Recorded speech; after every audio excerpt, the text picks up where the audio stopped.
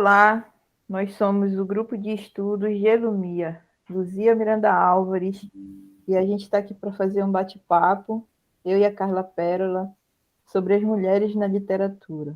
Antes de qualquer coisa, se inscrevam no nosso canal, curtam nossos vídeos, comentem e divulguem o nosso trabalho.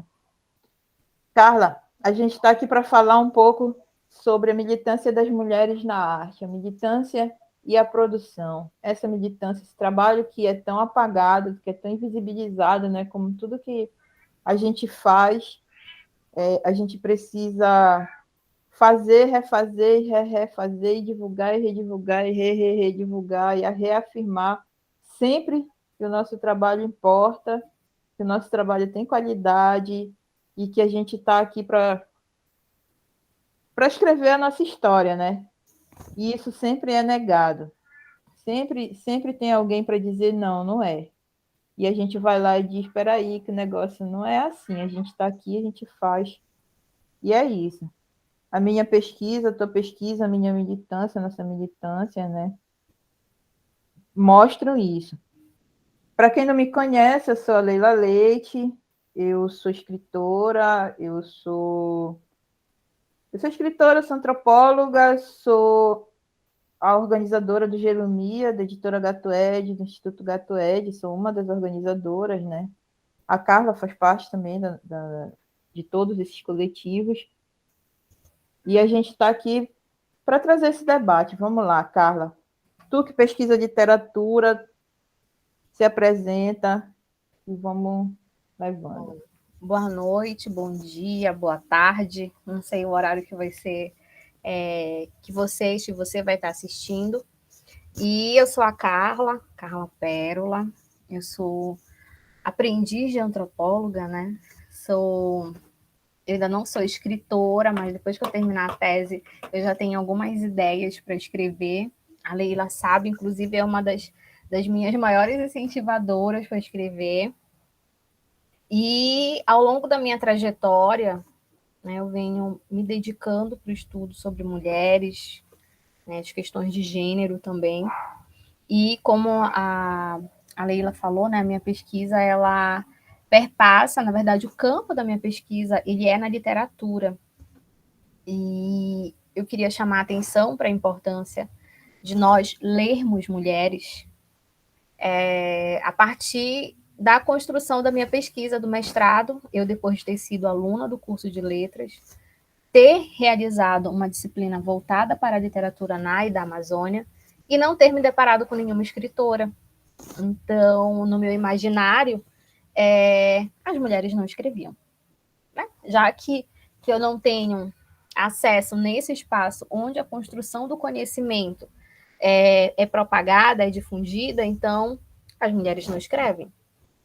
E essa foi uma das primeiras indagações que me motivou a pesquisar mulheres na literatura. Mais especificamente, a mulher que me é apresentada inicialmente é a Eneida de Moraes, né? Que o nome, né, do grupo de pesquisa que nós fazemos parte e que o grupo que nós estamos agora faz parte também, recebe o nome dessa escritora que eu acredito que quem lê Neida não permanece da mesma forma. Né? A leitura dela é muito contagiante. Nós nos percebemos enquanto belenenses na obra dela, nós nos percebemos enquanto mulheres, a nossa identidade regional é muito presente. E, infelizmente, ela, assim como outras escritoras, e aí eu chamo a atenção para a escritora que eu tenho dedicado alguns anos da minha vida, e aí são anos mesmo, né? Porque desde da entrada no doutorado, um pouquinho antes, quando a gente começa a construir, né, um projeto, que é a Linda Nocelina, que, inclusive, no ano do centenário dela, em 2017, foi homenageada na Feira do Livro, mas não foi a principal homenageada. Lógico. Né? Por quê, O né? principal foi um escritor. Então, na literatura, a gente tem o que perpassa, né, que é o cânone literário, E ele é, como a professora Zaide, né, que já é falecida, chamava atenção, nos textos que ela escreve, né, ele é um cânone marcadamente masculino. Masculino, branco, heterossexual, né? Então, há toda, vamos dizer assim, uma peneira daquilo que é chegado até a nós, né? Não é que não seja produzido, mas existe uma indústria, né, que faz essa seleção. Por quê? Até porque aquilo que vai ser publicado, né, o que as editoras publicam precisa ter um retorno financeiro. Então, a produção da mulher, ela acaba se tornando uma produção periférica. E ser mulher, e aí a gente abre um leque, né? Nós temos uma diversidade de mulheres, temos as mulheres negras, né? Temos mulheres lésbicas, e dentro da literatura perpassa também, né? A gente percebe, por exemplo, tem autoras que recentemente elas vieram, vamos dizer assim, ganharam esse campo, né, de visibilidade. Algumas somente depois do falecimento. Então, isso é um marcador que confirma, né, o que a professora Zaide fala, que é dessa invisibilidade, que é de uma escolha, que é de uma peneira, daquilo que chega para nós enquanto uma boa literatura, né? E, inclusive, tem um dado, assim, que me chamou muito a atenção no ano de 2017, que foi no evento Fazendo Gênero, né, que coincidiu com a Marcha Mundial das Mulheres, e que foi um encontro de grande porte, vamos dizer assim. No grupo que eu fazia parte, que eu fui apresentar trabalho, e eu fui apresentar um trabalho, embora eu já estivesse no doutorado, mas eu fui apresentar ainda da dissertação, resultados, eu era a única pessoa do Norte. A única pessoa em um GT que foi organizado durante 3 dias de apresentação. E além de ser a única do Norte, né, a única trazendo uma escritora do Norte, e a programação toda ali se concentrando no eixo Sudeste e Sul, né? E eu lembro de a professora que estava coordenando, ela falar assim, Carla, não deixe de escrever, coloque visibilidade, visibilize essas mulheres através da sua pesquisa. Né? E por aí a gente pode ver que dentro de um cenário de tantos trabalhos, nós, né, ainda estamos fora desse, como eu posso dizer assim, desse panorama, né, desse circuito literário. A gente é muito vítima de um olhar colonizado e machista, né? Exatamente. Nós do Então, Norte somos colônia da colônia, né? Colônia exatamente. do E Sul e Sudeste. se tratando, e aí é uma provocação que eu faço aos nossos professores que estão na academia, de visibilizarem também nas suas ementas, nos seus programas, essas mulheres, né? Que são, aí quer dizer, você tem uma autora, e aí você está o exemplo da Linda No, que foi leitura obrigatória em Portugal, na França, e nós que estamos aqui não conhecemos e não temos acesso às suas obras porque não foram mais editadas, né? E aí a gente se pergunta por quê, né? O porquê dessa invisibilidade. E aí a gente percebe que não somente ela, mas como a Eneida, e aí eu trago, como a gente está falando de artista, a gente tem a Mara Rúbia, que era paraense, né, se considerava paraense, e que ganhou por vários anos, aí, se eu não me engano, 5 anos consecutivos, o título de mulher mais bonita do Brasil. É uma grande artista, mas que também é invisibilizada, né, que não é mencionada, que não é falada no nosso estado, na nossa cidade, por conta do peso moral que recaiu sobre ela, por conta da sua vida pessoal. Né? Então, esses são pontos que a gente está trazendo aqui com a Leila, justamente para instigar um pouquinho vocês que estão nos assistindo a pensar em possibilidades de debate e possibilidades de pesquisa, justamente para que esse cenário ele possa ser modificado, ele possa ser repensado. Sim, e é muito importante que ele seja repensado, né? Porque a produção das mulheres, não só na arte, mas nas ciências também, a gente que passou por uma pós-graduação, tu que está terminando, eu que já acabei, a gente sabe como isso acontece, né? A gente vai atrás de uma autora, a gente dificilmente consegue encontrar o trabalho dela tão acessível quanto de um pesquisador. E dificilmente elas são referendadas, né? É muito importante a questão do nome.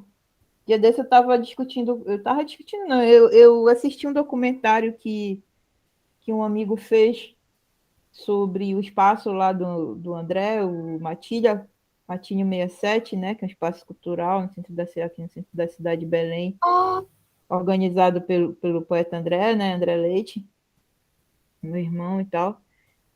E ele não assinou o vídeo, né? Ele não assina o vídeo, não tem o nome dele em lugar nenhum, e ele dirigiu, editou, produziu, ele fez tudo, né? Eu falei para ele, é muito importante tu colocar o teu nome, porque o nosso nome, ele é a nossa marca, né? É ele que diz quem a gente é. E no nosso caso, nós mulheres, o nosso nome diz quem a gente é e é negado. E talvez ele seja negado justamente por dizer, né?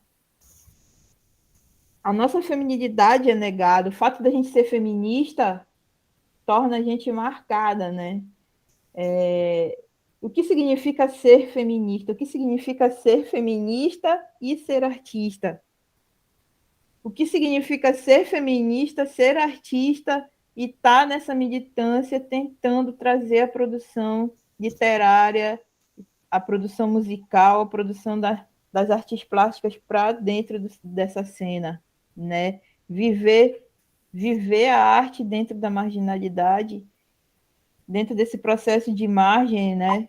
Dentro da periferia, dentro desse processo de negação, como tu chama, né? Essa morte social Social.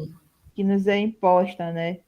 Como dentro do movimento hip hop, por exemplo, que foi o que eu pesquisei durante meu mestrado, meu doutorado, eu pesquisei o movimento hip hop em Belém.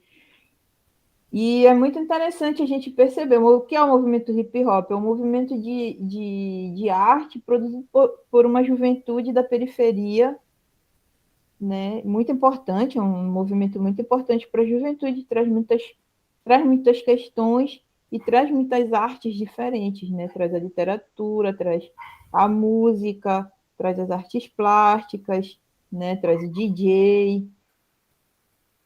Exatamente. E é interessante, Lilian, quando estava falando, né? Estava pensando, quando a gente se fala, né? O feminismo, infelizmente, para pessoas que estão fora, assim, do movimento, o nos chamar de feminista no sentido pejorativo da ofensa, né? Como algo Sim, ruim. Ah, mas tu é feminista. justamente A por não entender acusação, o que a é. acusação que perpassa, né? Uhum. E o pensar o artista, né? É pensar alguém que está tentando a sorte, É. Dentro né? do movimento hip hop, as meninas estão o tempo todo. É quem não tem Todo mundo lá profissão. está tentando a sorte, né? Se tentar a sorte aí. Mas as meninas elas precisam provar para os meninos que fazem parte do movimento e para a sociedade como um todo que elas fazem arte, né? E que, e que elas são feministas e que elas estão querendo discutir a mulher dentro do movimento hip hop, dentro da produção artística. E aí elas são tidas como doidas, né? Porque a gente sempre é tida como doida quando a gente quer falar, né? Tipo, agora um homem machista, misógino assistindo um vídeo desse, nós somos duas doidas aqui tentando falar o quê, né? Pregando ideologias, né? Ideologias de Pregando gênero. ideologia de gênero. tentando converter outras mulheres, né? Porque são esses termos que são usados, né? Ah, tu quer converter fulana ao feminismo, né? É a subversiva, né? Que são por hora, para mim, até um elogio, sabe? Afrontoso. Porque se é para ser, se é para mudar essa estrutura, então vamos lá, pode me chamar. Mas isso não quer dizer que o fato de direcionar, né, esse ódio, e que é um ódio, É um ódio. vai me fazer parar, né? Vai me fazer mudar o meu posicionamento em relação a determinados aspectos da nossa vida, em relação ao corpo. Você não poder postar uma foto porque, ai, mas tu tá mostrando, né? Tu tá querendo seduzir quem? Peraí, né? É o meu corpo, né? E todo o discurso que a gente vê, né, em torno da justificativa, né, do abuso, da violência, né, de você ser a vítima e ser acusada de instigar o teu agressor a ter reagido daquela forma. A culpa é da vítima. A culpa, ela é da vítima. Principalmente se essa vítima for uma mulher. Principalmente se essa mulher, né, ela for uma mulher que já passou por um processo de separação, se é uma mãe solo, né, se é uma mulher negra, se é uma mulher lésbica, né? Então, esses marcadores, né, eles falam muito nesse processo de agressão, né?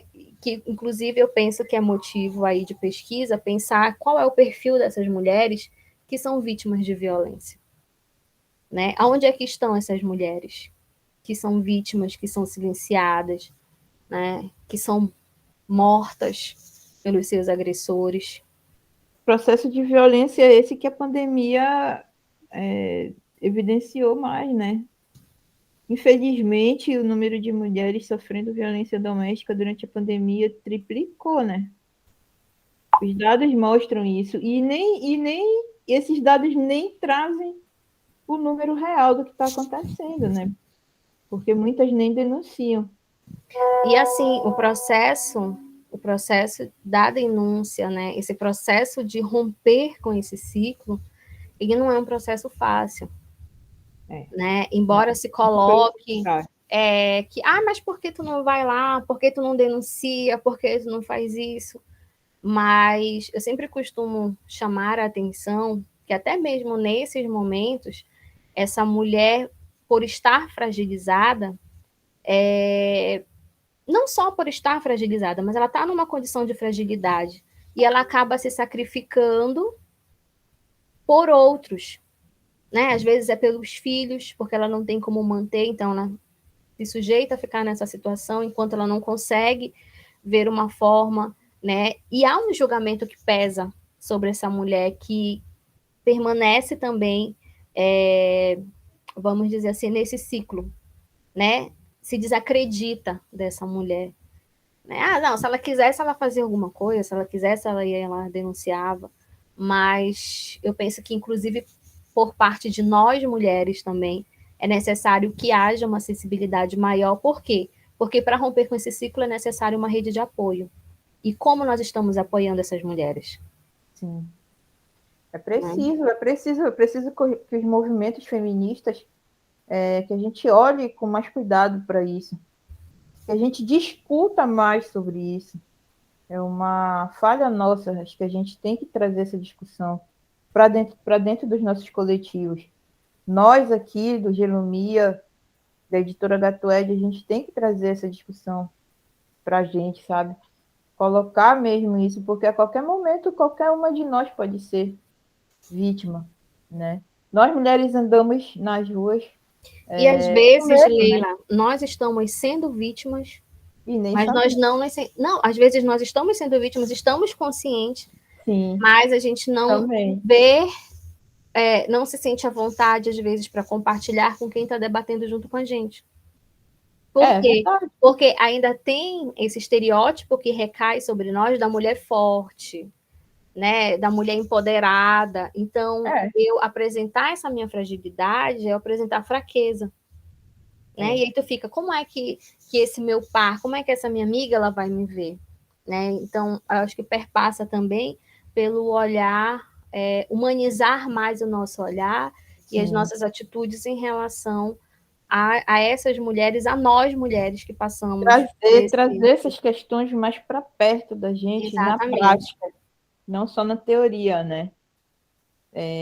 Tentar sensibilizar a todas para perceber isso também, né? Porque existe um comportamento, existe uma fala, né? Existe um olhar que, que traz tudo isso, né? Que traz essa percepção. E a literatura traz muitas denúncias, né? Sim, A muito. literatura está aí, as escritoras, as escritoras, assim como toda mulher, né? Também está vulnerável a tudo isso. A gente também está vulnerável a tudo isso. Tu, como escritora, sabe disso, né? E A própria questão, quando a gente escolhe o tema, quando tu te propõe a discutir determinados temas, te olharem, né, e falarem, poxa, mas tu podia ter pesquisado algo mais relevante. importante, mais relevante, algo que te Olha, trouxesse um mulher, retorno, né, perfeito, tá um falando de retorno uma... financeiro, sabe? E tu vai falar sobre isso, né? É complicado, é bem complicado. Tu vai falar de feminismo, literatura, arte? O que é isso? Meu Deus, não serve para Exatamente. nada, não é? Essa é a reação geral, assim. Tem certeza? Tem certeza que tu tá falando mesmo sobre isso? E a tentativa é justamente essa, né, de desencorajar, né, mas por que tu vai, né, escrever sobre isso? Tu vai conseguir um trabalho depois escrevendo sobre isso? Né? Tu vai ganhar dinheiro? Dinheiro. É o dinheiro. Isso é importante, mas... Então, Carla, eu quero que tu comente mais um pouco sobre a tua pesquisa literária. Fala aí pra gente um Tá. pouquinho mais. Bom, como a Leila, eu falei já um pouquinho também, né? A minha pesquisa hoje, ela se dá em torno de uma trilogia, né? A trilogia da Linda Nocelina, uma trilogia, são romances memorialistas, né? Que entrelaçam a ficção com as suas memórias de infância e do início vamos dizer assim, da fase adulta. E é uma trilogia em que eu lanço o meu olhar a partir da perspectiva do gênero, né, que é orientado pelas autoras da antropologia. E eu penso que esse ajustar de lentes, né, me possibilitou perceber alguns pedidos, vamos dizer assim, de socorro que são presentes no romance, como a questão da violência, né, que eu me lembro que no primeiro romance, que é a Menina que Vem de Tayara, eu era extremamente apaixonada pelo seu Geraldo, que é o pai da Irene, mas que no terceiro livro, que eram 6 assinalados, a mãe denuncia, dizendo que foi vítima de violência quando ela foi tirar satisfação sobre a traição, né? E deu um tapa no rosto dela. Então, de uma forma, vamos dizer assim, muito clara e envolvente, ela traz várias denúncias, que são denúncias, embora inspiradas ela nasceu em 1917, então inspiradas lá pela década, fatos que aconteceram até mesmo antes de 30, por aí, como essa parte da infância. Tem como dar um pause, Leila, acho que vai descarregar.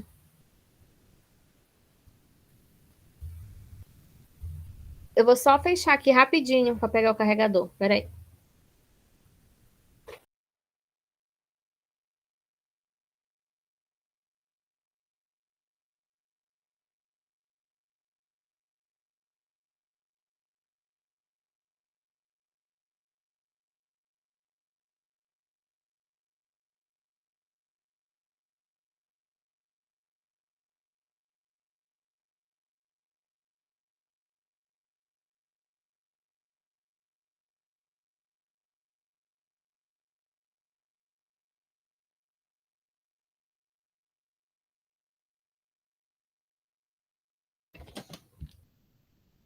Pronto, de volta. Que perpassa, por exemplo, né, como eu falei, por várias mulheres que ela vai trazendo no romance. E aí tem um caso da violência da Ela tá mãe. desligada, Carla. Tá desligada? Eu acho que é por conta da bateria que está bem baixa. Isso. Mas eu vou deixar aberta aqui, conforme carregar mais, aí eu volto a aparecer. Tem a questão, né, como eu falei, da denúncia da violência, que me causa uma decepção com o pai dela depois. Tem a própria questão do julgamento moral que ela sofre, né, a personagem Irene sofre no último romance, que ela iria fugir com um seminarista e ela desiste. E, tipo assim, não aconteceu entre eles absolutamente nada, e ela é chamada de mula sem cabeça, né? Que ela havia abortado, enfim, vários. Tá gravando, Leila? Tá gravando. Tá? Várias acusações, né? Que recai. Tem uma outra personagem que agora eu me esqueci o nome dela, que é do primeiro romance também, que ela era noiva e o noivo é assassinado e ela sofre uma morte social, porque o pai é acusado da morte do noivo e simplesmente a cidade toda se vira contra ela, né? Tanto que no final ela morre de tristeza, né? Ela tenta ter um outro relacionamento e não vinga, vamos dizer assim, um relacionamento, e ela morre, né? De tanta tristeza, se entrega, né? Então, a Linda No, ela traz, assim, são só alguns exemplos que eu estou trazendo, né? Mas ela traz o que eu chamo de romances da vida vivida, né? Que é bem próximo, não é aquele o romance, quando a gente fala, as pessoas associam, coraçõezinhos, o romance do amor romântico, né? É aquele Ela, amor distante, idealizado. isso, idealizado, e ela justamente traz o contrário, tem um romance dela que eu super indico, que é Breve Sempre, que o cenário é Paris, né? Mas é a Paris, não aquela Paris dos cartões postais, é a Paris dos estudantes, né? Que vão para lá. E aí ela apresenta, né? Justamente essa Paris de um romance de uma aluna, uma estudante com um padre, né? É o segundo romance que ela apresenta um relacionamento com um padre. Então, como eu falei, são os romances da vida vivida e que tornam a obra dela tão contemporânea, porque tu te encontra em alguns momentos, né? É a questão da cor, é a questão de classe mesmo, né? De você ser de classe diferente e isso te impossibilitar estar com a pessoa que você ama. Então, tu percebe todo o enquadramento, né? Não é só o sentimento. E aí tem uma fala, inclusive, que eu trago na minha tese, é que o amor ele não é suficiente para que os relacionamentos aconteçam, né? Não é só o sentimento. Tem outros pontos que precisam ser contemplados, vamos dizer assim. E nesse mundo que a gente cresce, que eu digo assim, até comento com a Elo um pouco do conto de fadas, que inclusive tem mudado um pouco os filmes, os desenhos, né, da Disney, mas eu lembro que os meus lá da infância era de que o amor vencia tudo, né? Vamos pensar a Sim, tudo é Cinderela, bonito. O príncipe vem te salva, tu. Branca de Neve, cara. Branca de Neve, ela ressuscita, né? Ela estava É, morta, o príncipe beija, ela volta a viver. o amor dele traz ela de volta. Exatamente. Então, de certa forma, a gente nasce com esse ideal, né? De que um dia o teu príncipe encantado ele vai chegar e que ele vai te resgatar, sabe? E que ele vai te amar incondicionalmente. Sim. E A justamente, necessidade da presença masculina para salvar. exatamente, né? É o herói. E aí ela vai trazer, vamos dizer, uma contraproposta, né? Disso aí tudo, quando ela apresenta que não é bem assim, né? Não é o amor que vai sustentar essa relação. Existem outros fatores externos que vão contribuir, que vão ser determinantes para que isso não aconteça, né? E aí a gente vê isso em Breve Sempre, tem Menina que Vem de Taiara, Eram Seis Assinalados, Estradas do Tempo Foi, e inclusive tem uma crônica que até a gente gravou um podcast com a Leila, eu não sei se você chegou a publicar, Leila? Publiquei. Então depois a Leila pode estar colocando o link para quando for fazer a publicação, que foi justamente de um dono de hotel, né, que amou a Lindanor sem nunca sequer ter, né, pelo menos na crônica, não dá a entender, de terem tido algum tipo de envolvimento, mas a forma como ele cuidava, a forma como ele permanecia em silêncio ao lado dela, quando ela queria estar em silêncio, mostrava que era alguém que a amava. Né? Então, existem outras formas também de se amar, sem ser esse amor avassalador, né, que a gente encontra lá nos sonetos, né, amor é fogo que arde sem se ver. Então, e isso também me faz pensar, e aí eu volto um pouco para a Eneida, para a trajetória dela, embora ela não seja uma romancista, mas nas crônicas, por exemplo, ela deixa claro em uma das crônicas, aliás, eu não lembro se foi nas crônicas ou se é no livro da professora Eunice agora, mas de um envolvimento que ela teve no início do Partido Comunista, né, na militância dela, e nesse envolvimento houve a prisão de material dela também, e eles atribuíram a ela a culpa. Sendo que o relacionamento, o envolvimento, ele não se dá só por uma pessoa, né?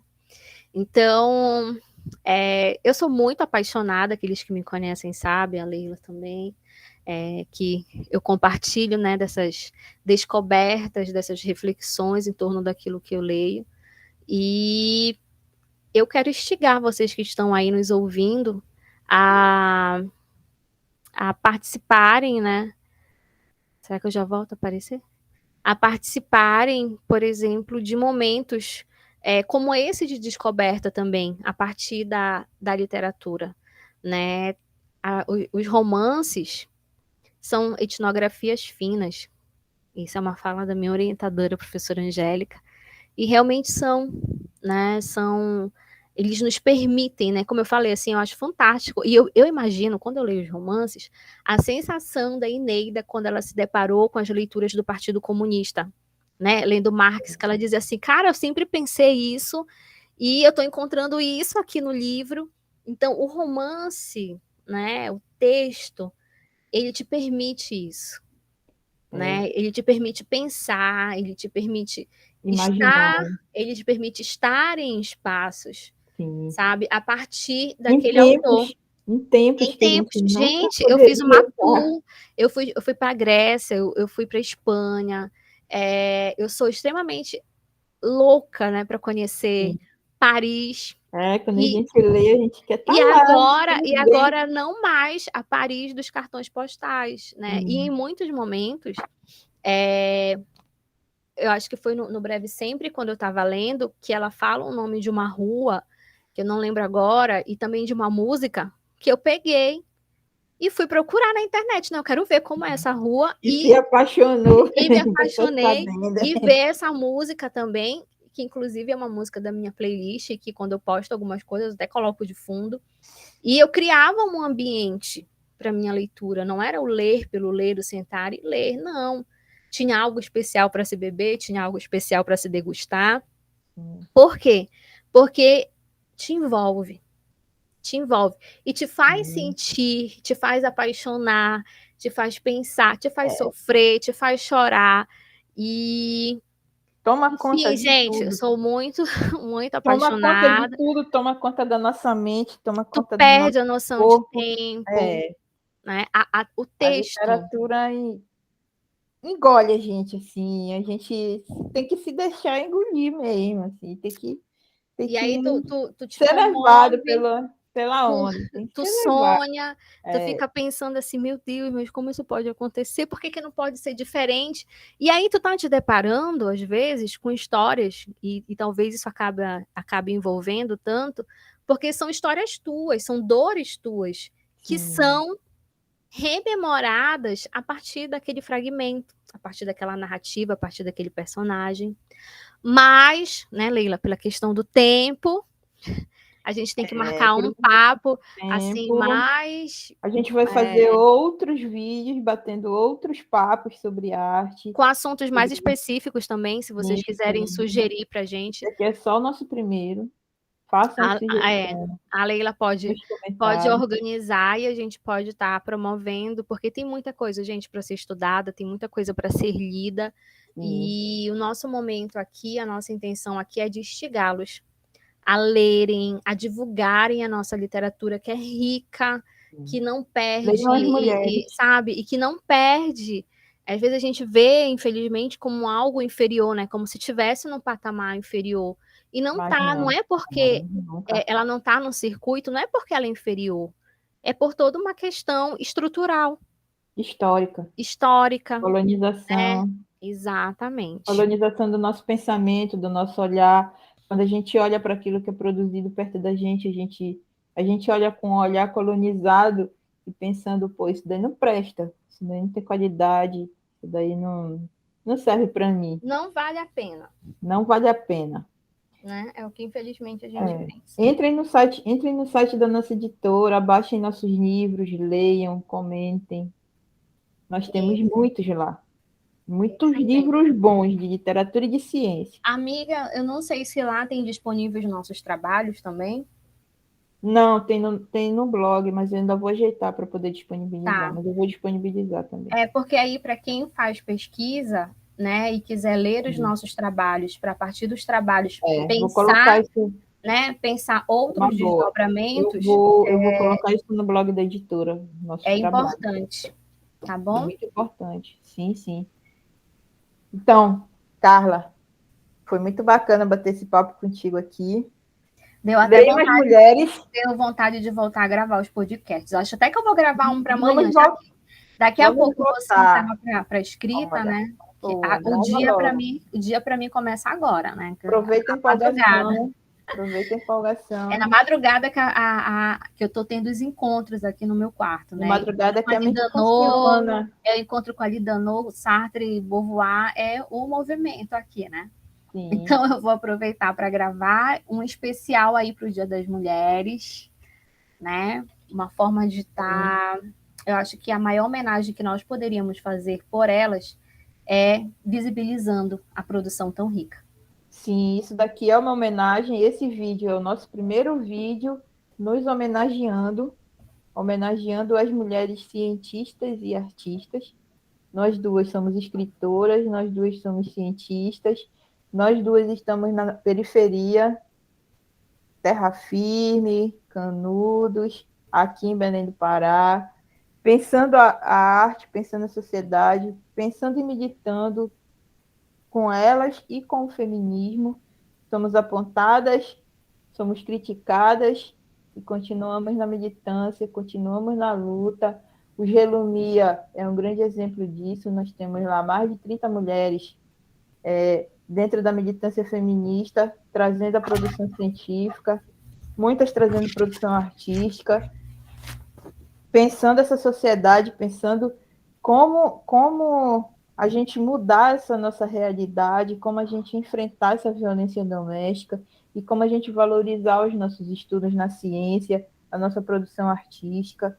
Então, entre nessa com a gente, é muito importante, você que está aí assistindo o vídeo, divulgue, compartilhe, comente, se inscreva no nosso canal. A professora Carla, a escritora Carla, a militante Carla feminista, Carla Pérola. Pérola é um apelido muito valioso dado pela orientadora dela. Tá? Está aqui à nossa disposição, ela faz parte do Gelumia, ela faz parte da editora da TUED, do Instituto da TUED, e a gente está aqui para trazer conhecimento, para discutir, para aprender com todo mundo. É isso. Boa noite, Carla, e Parabéns para obrigada. todas nós e Parabéns para sigamos na nós. militância. Feminismo sempre. E ninguém salta a mão de ninguém, viu? Ninguém solta a mão de ninguém. É isso, importantíssimo.